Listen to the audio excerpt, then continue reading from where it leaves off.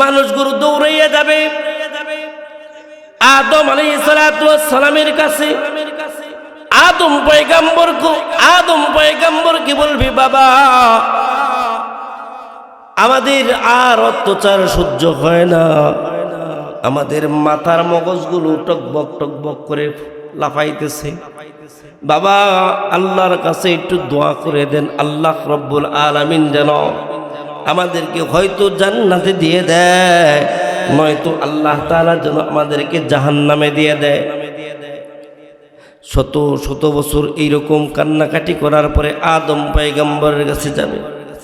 আদম পয়গম্বর বলবেন, ও আমার সন্তানেরা, আমিও তো আল্লাহ তাআলার কাছে অপরাধী, আমি কিভাবে তোমাদের ব্যাপারে সুপারিশ আদায় করব, সুপারিশ চাইব তোমাদের ব্যাপারে। আল্লাহ রাব্বুল আলামিন তার কাছে আমিও অপরাধী, আমিও লজ্জিত। যে কেমন ভাবে লজ্জিত? আদম পয়গম্বর বলেন, আমি এমন ভাবে লজ্জিত যে লজ্জার কারণে আল্লাহ তাআলার কাছে 100 আর 200 বার নয়, আমি 300 বছর পর্যন্ত কান্নাকাটি করছি। সুবহানাল্লাহ, আরো জোরে বলেন সুবহানাল্লাহ। আমরা আমাদের অন্যায়ের জন্য কয়দিন কান্নাকাটি করছি? কয়দিন কান্নাম, কয়দিন অপরাধের জন্য কান্নাকাটি করছি? আদম পয়গম্বর বেগুনাহগার মাসুম হওয়ার পরেও আল্লাহর পয়গম্বর আল্লাহর কাছে 300 বছর পর্যন্ত কান্নাকাটি করছে। একবার আর দুইবার নয়, 33 বার আল্লাহর বাইতুল্লাহ তাওয়াফ করেছে। সুবহানাল্লাহ, আল্লাহর কাছে ক্ষমা চাইছে, আল্লাহ তাআলা মাফ করছে। তারপরেও আল্লাহর দরবারে যাইতে লজ্জা বোধ করে। আল্লাহ বলেন, যাও ওই যে নূহ আছে, নূহের কাছে যাও, নূহ পয়গম্বরের কাছে যাইয়া পয়গম্বরকে বলবি, ও পয়গম্বর, আমরা আখির পয়গম্বরের উম্মত, বড় কষ্টে আছি। ও নবী গো, ও নবী, আমাদের ব্যাপারে একটু সুপারিশ করেন না। আল্লাহ যেন আমাদের একটা ফয়সালা করে দেয়, হয়তো জান্নাত দিয়ে দেয়, নয়তো জাহান্নাম দিয়ে দেয়। এইরকম ভাবে নূহ আলাইহিস সালাতু ওয়াস সালামের কাছে যাওয়ার পর নূহ পয়গম্বর বলতেছে, আমিও আল্লাহর কাছে অপরাধী। কেমন অপরাধী? নূহ আলাইহিস সালাতু ওয়াস সালাম পাঠায় দিবে ইব্রাহিম আলাইহিস সালাতু ওয়াস সালামের কাছে। ইব্রাহিম পয়গম্বর বলবে, ও আখির নবীর উম্মতের দল, আমিও আল্লাহ তাআলার কাছে অপরাধী। দেখেন, নবী হওয়ার পরেও তাদের ভিতরে সামান্যতম ভুল হয়েছে। এই ভুলের কারণে তারা আল্লাহর কাছে দিন কি দিন, রাত কি রাত, বছর কি বছর, মাস কি মাস, এরকম শত শত মাস পর্যন্ত আল্লাহর কাছে তওবা করছে। আল্লাহ তওবা কবুল করেছে। সরাসরি জিবরাইল আলাইহিস সালাতু ওয়াস সালামকে দুনিয়ার জমিনে পাঠাইয়া বলছে, হে ইব্রাহিম, তোমার দোয়া আমি কবুল করেছি। হে নূহ, তোমার দোয়া আমি কবুল করেছি। হে আদম, তোমার দোয়া আমি কবুল করেছি। তারপরেও আল্লাহর কাছে যাইয়া সুপারিশ করতে লজ্জা পায়। আর আমরা 5 ওয়াক্ত নামাজ পড়লে ওই এলাকাটার মধ্যে আর উপায় নাই। এই তুই কয়েকটি নামাজ পড়স, এই সেই মনে করে একজন বেনামাজিকে দমকাইতে ওইটার নামাজ ধারে কাছেই আসতে দেয় না। ঠিক না? ঠিক। এই 5 ওয়াক্ত নামাজ পড়া মানে কি যে সুনাম কামাই করছে, এটা বলার আর কোনো শেষ নাই। আর নবী বেগুনাহ মাসুম হওয়ার পরেও এই নবীরা আল্লাহর কাছে সামনে যাইতে লজ্জাবোধ করে।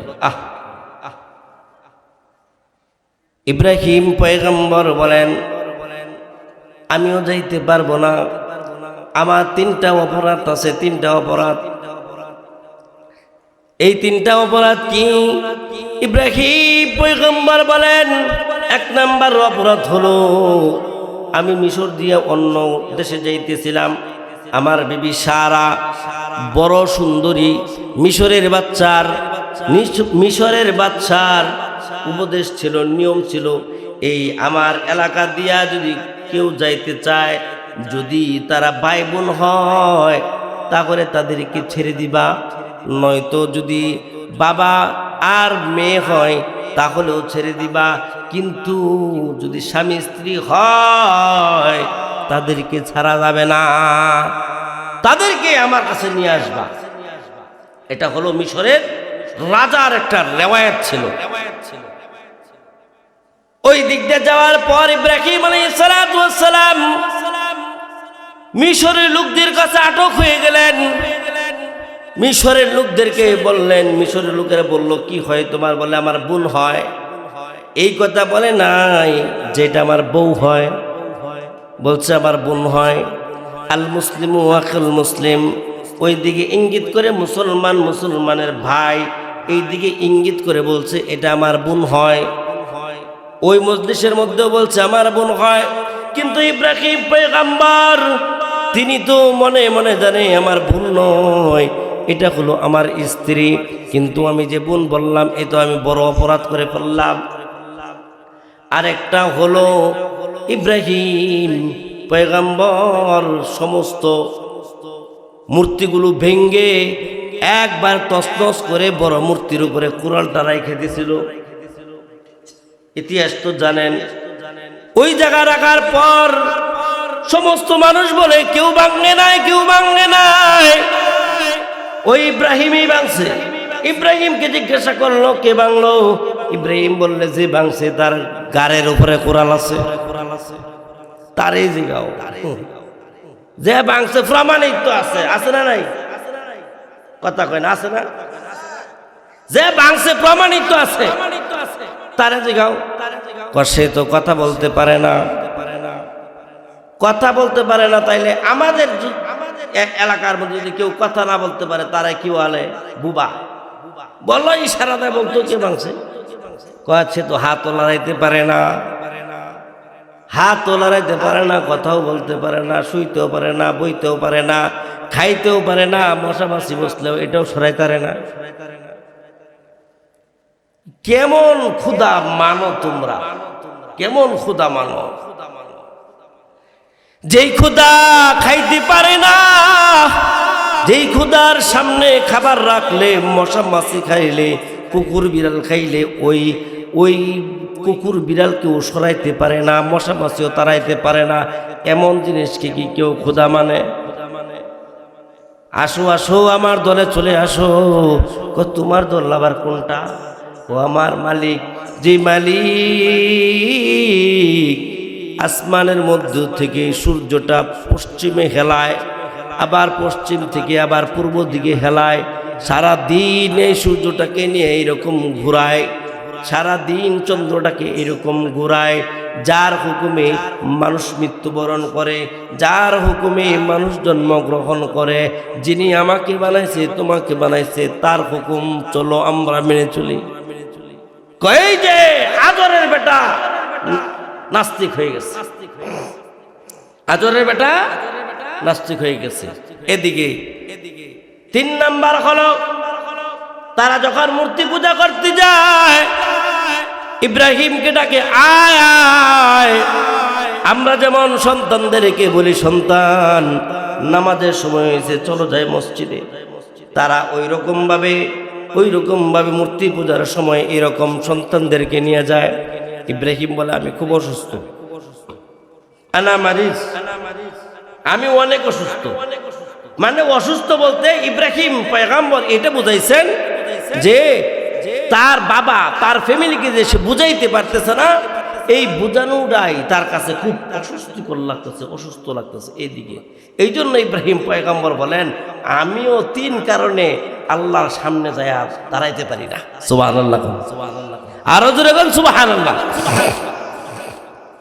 ইব্রাহিম পয়গম্বর বলেন আমি আরেকটা ঠিকানা দিয়ে দিই, যাও যাও মুসা পয়গম্বরের কাছে যাও। মুসা পয়গম্বরের কাছে গেলেন, সমস্ত উম্মতে মুহাম্মাদীর দল মুসা পয়গম্বরের কাছে যেয়ে বলবে, ও পয়গম্বর মুসা, আমাদের ব্যাপারে আল্লাহ তাআলার দরবারে একটু সুপারিশ করেন। আল্লাহ তাআলা যেন আমাদেরকে মাফ করে দেন, আমাদেরকে যেন আমাদের উপর থেকে যেন এই আযাবগুলো সরাইয়া দেন, আমাদের উপরে যেন আল্লাহ তাআলা রহমত নাজিল করেন, আমাদেরকে যেন আল্লাহ রব্বুল আলামিন দিনের জন্য কবুল করেন, হয়তো জান্নাত দিয়ে দেন, নয়তো আল্লাহ তাআলা যেন আমাদেরকে জাহান্নাম দিয়ে দেন। মুসা পয়গম্বর বলেন, ও উম্মত মুহাম্মাদের দল, তোমরা তো এসেছো, কিন্তু আমিও তো আল্লাহর সামনে যাইতে পারবো না, আমিও তো আল্লাহ তাআলার সামনে লজ্জিত। ও পয়গম্বর, আপনি আবার কি লজ্জা পায়েন? আপনি আবার কেন যাইতে পারবেন না? মুসা পয়গম্বর বলেন, আমার নবীকে এক ইহুদি গালি দিছে, আমার নবীকে এক ইহুদি গালি দিছে, আমি মুসা দুনিয়ার জমিনে থাকব, আর আমার নবীকে ইহুদি গালি দিবে, আমি বসে বসে দেখব। এটা আমি মুসার শানে চলে না। এই জন্য আমি তারে একটা ঘুষি মারছি। এই ঘুষি মারার কারণে ওই ইহুদি বেঈমানটার সাথে সাথে মারা গেছে। কি করছে? সাথে সাথে মারা গেছে। এই জন্য আল্লাহ তাআলা যদি আমার কাছে জবাব চায়, আমি কি জবাব দেব? এই লোকটাকে আমি কেন মারলাম? আল্লাহ তাআলা যদি আমার কাছে জবাব চায়, আমি কি জবাব দেব? কিন্তু আল্লাহ তাআলা আমাদেরকে দুনিয়ার জমিনে আল্লাহ তাআলার কাছে দরখাস্ত করার আগে আল্লাহ আমাদেরকে মুসলমান বানাইছে। মুসলমানের ঘরে আল্লাহ তাআলা আমাদেরকে জন্ম দিয়েছে, আমরা মুসলমান হয়েছি। আমাদের ধর্ম হইল, যদি কোনো মানুষ যদি কোনো দিন ইহুদি হোক কোনো সমস্যা নাই, খ্রিস্টান হোক কোনো সমস্যা নাই, বিধর্মী হোক কোনো সমস্যা নাই, হিন্দু হোক কোনো সমস্যা নাই, নিজ নিজ ধর্ম পালন করে এমন লোক হোক কোনো সমস্যা নাই। কিন্তু সব লোক আমাদের দেশের মধ্যে বসবাস করতে পারবে, কোনো সমস্যা? কেমন সমস্যা নাই? দেখেন, রোহিঙ্গাদের উপরে অত্যাচার হয়েছে, আমাদের দেশের মধ্যে রোহিঙ্গারা থাকতেছে, আমাদের কোনো সমস্যা নাই। আছে নাকি? কোনো সমস্যা আমরা মনেও করতেছি না। মুসা পয়গম্বর আল্লাহ রব্বুল আলামিনের কাছে যাইয়া সুপারিশ করতে পারবে না। কেন পারবে না? ওই যে মারছে, শরীরের রক্ত গরম হয়ে গেছে, দিছে মায়ের গেছে মইরা। এই জন্য কই আমি যাইতে পারতাম না। আমি আরেকটা ঠিকানা দিয়ে দেই, ওই যে দেখো ঈসা পয়গম্বর যাও, ঈসা পয়গম্বরের কাছে যাও। ঈসা কয় আমিও পারতাম না। ঈসা পয়গম্বর বলে আমিও পারবো না। কেন পারবেন না গো নবী? ও দয়ার নবী, ও মায়ের নবী, কেন পারবেন না? আমাদের শরীর তো আর এরকম আযাব সহ্য করতে পারতেছে না। কি অপরাধ করলাম, কি অন্যায় করলাম গো নবী? ও গো নবী, নবী গো, আমাদের ব্যাপারে একটু সুপারিশ করেন না। আমাদের ব্যাপারে একটু সুপারিশ করে হয়তো আমাদেরকে বলেন জান্নাতে দিতে, নয়তো জাহান্নামে দিয়ে দেখ।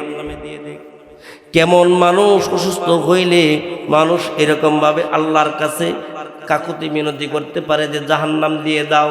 জাহান্নামে যাওয়া কত কষ্ট, কত আযাব এটা জানে, তারপরেও জাহান্নামের আযাব কেন চাইতেছে? ও যুবক ভাইরা, আজকে থেকে ওয়াদা করবা, এক ওয়াক্ত নামাজ কোনো সময় কাজা করবা না। মুখের দাড়িগুলো আল্লাহর নবীর জন্য রেখে দিবা, আল্লাহর নবীকে ভালোবাসবা, আল্লাহর নবীর জন্য রেখে দিবা। কাল কিয়ামতের ময়দানে যেন আল্লাহ তাআলার দরবারে, আল্লাহ তাআলার হাসরের মাঠের মধ্যে এই দাড়িগুলা দেখাইয়া আল্লাহকে বলতে পারো যে আল্লাহ, ওগো আল্লাহ, 17ই ডিসেম্বরে সুতিয়া পয়ারি নুরানি হাফিজি মাদ্রাসা ও মসজিদের উদ্যোগে যে মাহফিল হয়েছে, ওই মাহফিলের মধ্যে বসে আমরা ওয়াদা করেছিলাম আমি আর দাড়ি কাটব না, আমি আর নবীর এই সুন্নতের মধ্যে আমি আর কষ্ট দিব না, আমি নবীর দাড়ি কেটে নবীকে আর কষ্ট দিব না। আমি ওয়াদা করেছিলাম গো আল্লাহ, ও আল্লাহ সেই দিনের ওয়াদা যদি তোমার কাছে ভালো লাগে, ও আল্লাহ আজকে তুমি এই হাসরের এই আযাব থেকে তুমি আমাকে রক্ষা করো, এরকম ওয়াদা কেউ করতে পারবেন ইনশাআল্লাহ? এই যুবক ভাই পারবা? কে পারবা? একজন যুবক? আলহামদুলিল্লাহ, আলহামদুলিল্লাহ। যাদের দাড়ি নাই তারা শুধু আমার আল্লাহকে একটু দেখায় দেন যে আমি আল্লাহ আমি হাসরের এই কঠিন ময়দান থেকে আল্লাহ আমি বাঁচতে চাই, তোমার নবীর সুন্নতের উসিলায় আমি হাসরের এই আঘাত থেকে বাঁচতে চাই। কে কে পারবা? এই যুবক একটু হাত উঠায় দেখাও তো দেখি ইনশাআল্লাহ। আলহামদুলিল্লাহ, সুম্মা আলহামদুলিল্লাহ। আল্লাহ কবুল করেন, সকলে বলেন আমিন। আল্লাহ আমিও সাক্ষ্য, আল্লাহ তোমার ফেরেশতারাও সাক্ষ্য, তুমিও সাক্ষ্য। আল্লাহ তোমার রহমতকে উসিলা করে যারা নিয়ত করলো দাড়ি রাখবে আর কাটবে না, হাসরের ময়দান থেকে তারা বাঁচার জন্য তারা দাড়িগুলো রেখে দিবে। আল্লাহ তুমি এই বান্দাগুলোকে দুনিয়ার জমিনেও সমস্ত বিপদ আপদ থেকে তুমি উদ্ধার করিও, বলেন আমিন। আরো জোরে, আরো জোরে, আরটু জোরে, আরো জোরে, আওয়াজ নাই গো। আটা রুটি খাইছেন কে রে? আজকা বক্তা আইব এই গাজীপুর থেকে, আপনি খাইবেন গরুর গোস্ত আর খাইবেন, আপনি আটা রুটি খাইছেন। যাক আলহামদুলিল্লাহ, তাও তো খাইতে পারছে। আল্লাহর পয়গম্বর সুপারিশ করেছেন এবং বুখারী মুসলিম শরীফের মধ্যে এনেছেন, মান ক্বালা লা ইলাহা ইল্লাল্লাহ ফাদাখালাল জান্নাহ। যে ব্যক্তি ঈমান ও আমলের সাথে একবার কালিমা তয়্যিবা পড়বে, পড়েন না কালিমায়ে তয়্যিবা লা ইলাহা ইল্লাল্লাহু মুহাম্মাদুর রাসূলুল্লাহ, যে ব্যক্তি এই কালিমাটা ঈমান ও ইখলাসের সাথে পড়বে, আল্লাহর পয়গম্বর সাল্লাল্লাহু আলাইহি ওয়াসাল্লাম বলেন সে যদিও জাহান্নামে যায় কিন্তু আজীবন সে জাহান্নামে থাকবে না, সে একদিন না একদিন সে আল্লাহর জান্নাতের মধ্যে দাখিল করবে। সুবহানাল্লাহ, আরো জোরে বলেন সুবহানাল্লাহ। জান্নাতে যাইব তারপরে সুবহানাল্লাহ কয় আসতে মিয়া, এটা কোনো কথা হইল? জান্নাতে গেলে মানুষ আসতে কয়?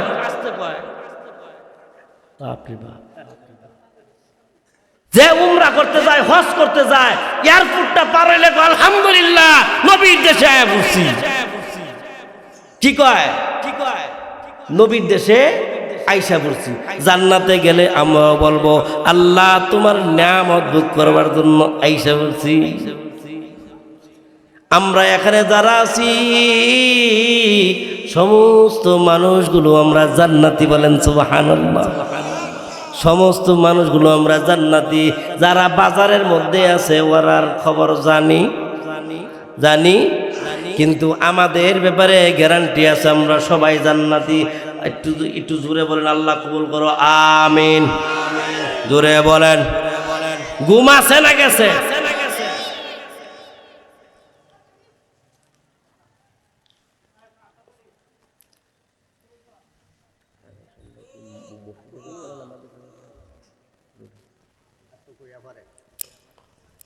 খারাপ লাগে না? ভাল লাগে। এখন আমি আপনাদের কাছে একটা অনুরোধ করব, মানুষ ইচ্ছা করলে পারে না এমন কোনো কিছু নাই।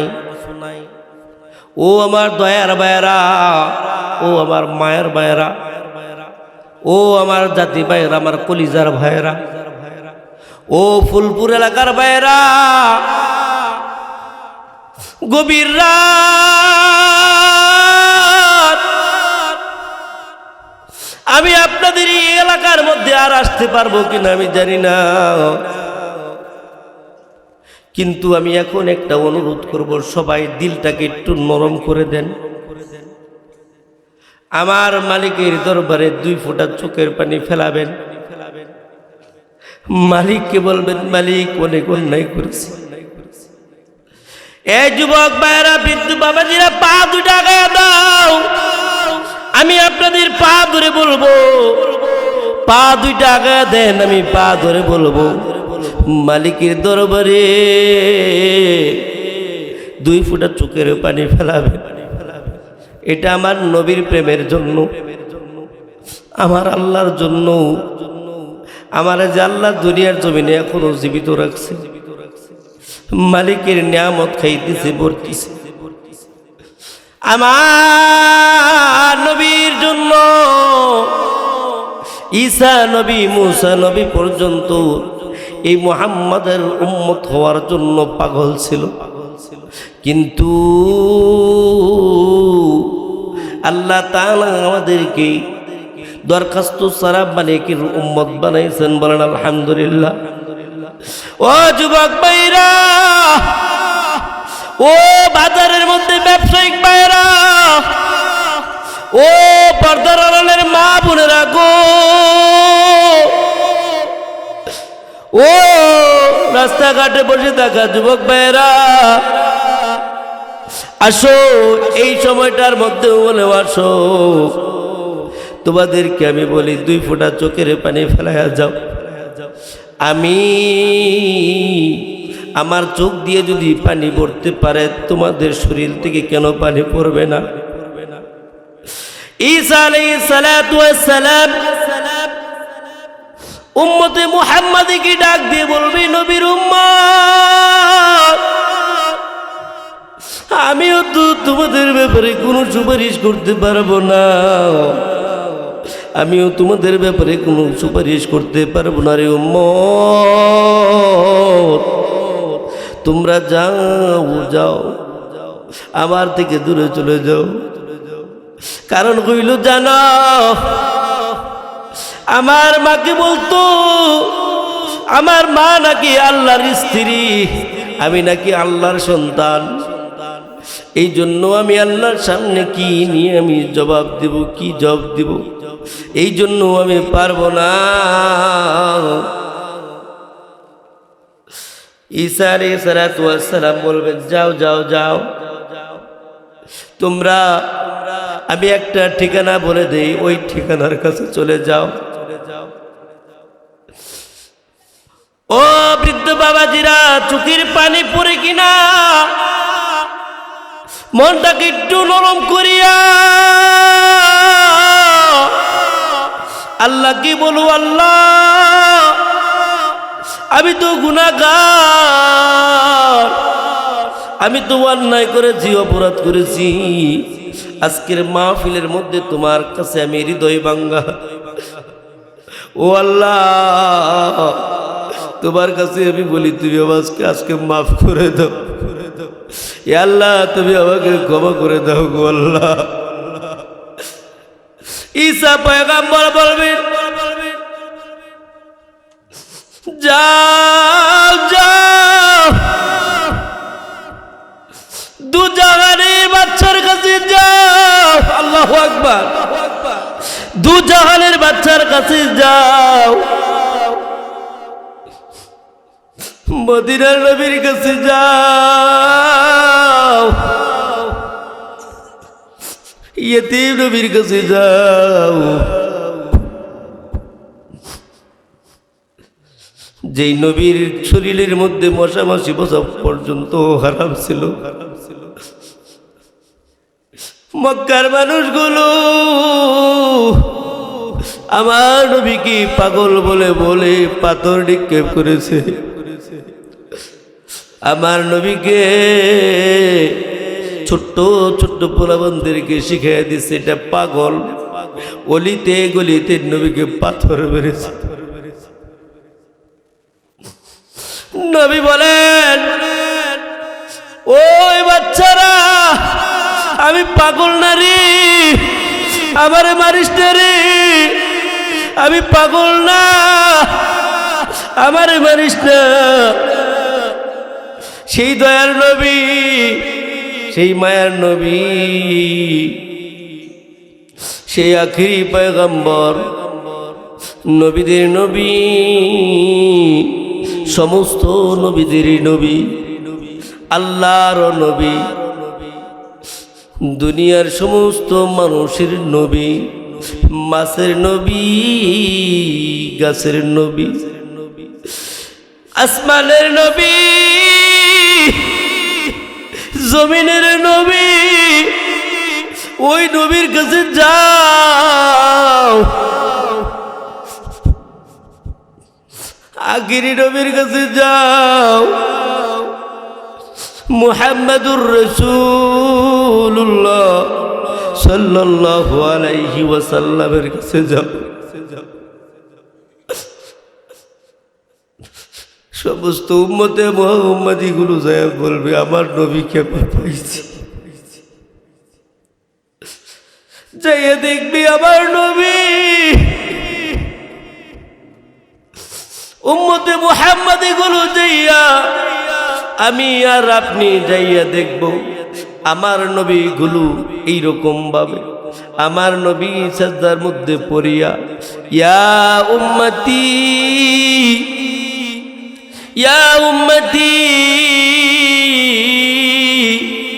ইয়া উম্মতি বলে করে কানবে। সমস্ত মানুষগুলো নবীকে দেখে তাদের মনের তৃষ্ণা মিটে যাবে, সবাই একজোড়ে কান্নাকাটি করবে আর বলবে আল্লাহ তোমার নবীকে, আমার নবীকে আমি পেয়ে গেছি। সবাই বলবে ও নবী, সব নবীদের দ্বারে দ্বারে গেলাম, আদম পয়গম্বরের কাছে গেলাম, নূহ পয়গম্বরের কাছে গেলাম, ইব্রাহিম পয়গম্বরের কাছে গেলাম, মুসা পয়গম্বরের কাছে গেলাম, ঈসা পয়গম্বরের কাছে গেলাম, কেউ আমাদেরকে সুপারিশ করলো না। ওগো নবী, আপনি তো বলেছেন আমাদের ব্যাপারে সুপারিশ করবেন। নবী দয়া করে মায়া করে আমাদের জন্য একটু সুপারিশ করেন। আল্লাহ তাআলা যেন আমাদেরকে হয়তো জান্নাত নয়তো জাহান্নামের একটা ব্যবস্থা করে দেন। কিন্তু নবী আমার আখিরি পয়গম্বর, মদিনার নবী, জিন্দা নবী, রাহমাতাল লিল আলামিন, তিনি সেজদার মধ্যে পড়ে থাকবেন আর সেজদার মধ্যে পড়ে কান্নাকাটি করবে আর আল্লাহকে ডাকবে। আল্লাহ ডাক দিয়ে বলবে জিবরাইল, আমার বন্ধু কেন কান্নাকাটি করে রে? আমার বন্ধুর কি হইছে? আমার বন্ধু কি চায়? জিবরাইল দৌড় দিয়ে আসবে, বন্ধে হে মুহাম্মদ, আল্লাহর পয়গম্বর, হে নবী আমার, আপনি কি চান? আপনি কেন সেজদার মধ্যে এখনো পড়ে আছেন? আল্লাহর নবী বলবেন, ও জিবরাইল, আমি কি চাই আল্লাহ কি তা জানে না? জানে, তারপর জিজ্ঞাসা করেছেন। জিবরাইল আলাইহিস সালাতু ওয়াস সালাম বলেন, নবী আপনি কি চান আপনি বলে দেন। নবী বলেন, জিবরাইল, আমার এই যে লক্ষ লক্ষ কোটি কোটি উম্মতগুলো এত শাস্তি বহন করতেছে, মাথাগুলো টকবক টকবক করে ফেটে যাইতেছে, আমি নবীর উম্মত এত কষ্ট করবে আর আমি নবী হয়ে জান্নাতে থাকবো, এটা আমি পারবো না, আমি পারবো না রে। আল্লাহ কি বলে দাও, আমার উম্মতদেরকে যতক্ষণ পর্যন্ত ক্ষমা না করবে, আমার উম্মতদেরকে যতক্ষণ পর্যন্ত জান্নাতে না দিবে, ততক্ষণ পর্যন্ত আমি নবী আমি সেজদা থেকে উঠব না। সুবহানাল্লাহ।